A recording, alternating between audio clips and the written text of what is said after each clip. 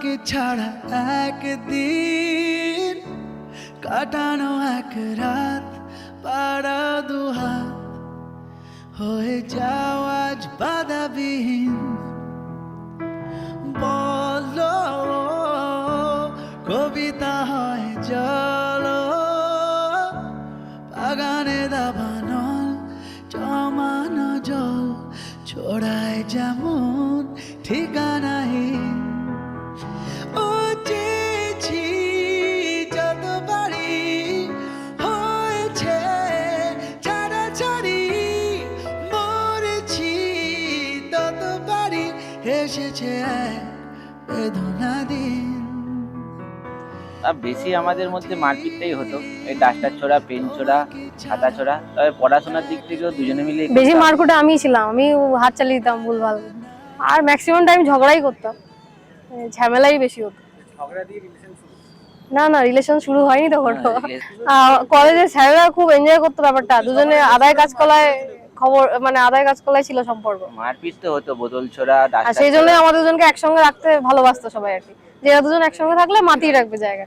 তবে যেখানেই যেতাম, দুজনে একসঙ্গে যেতাম, তো সেখানে ওই সবাই আর কি ভেবেই নিত যে এটা কাপেল, এরা বিয়ে করবেই, মানে আমাদের জানার আগে থেকে তারা জানতো যে কবে বিয়ে হচ্ছে, এটা জিজ্ঞাসা করতো। দীর্ঘ 2013 থেকে আমাদের দীর্ঘ 12 বছরের বন্ধুত্ব আর ভালোবাসার সম্পর্ক বলতে গেলে তাও প্রায় 6 বছর 7 বছরের মতো ভালোবাসার সম্পর্ক।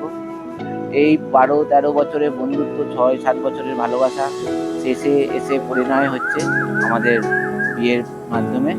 এতে আমি খুবই খুশি, আমরা দুজনেই খুবই খুশি, এবং বাকিটা জীবন এইভাবেই আমরা এই বন্ধুত্বটাকে বজায় রেখে বাকি পরিবারিক সম্পর্কটাকে আমরা এগিয়ে নিয়ে যাব। হাত ধরে হয়তো কোনো দিন দুজনে হারাবো, যেখানের নেই কোনো ঠিকানা এমন দেশে যাব।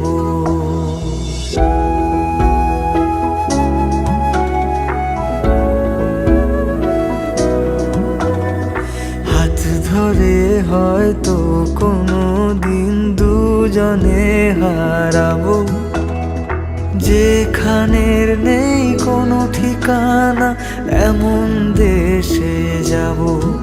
শুধু তুমি থেকো পাশে যদি সন্ধে নেমেও আসে, শুধু তুমি থেকো পাশে যদি সন্ধে নেমেও আসে, আমি তোমার বুকে মিশে রব,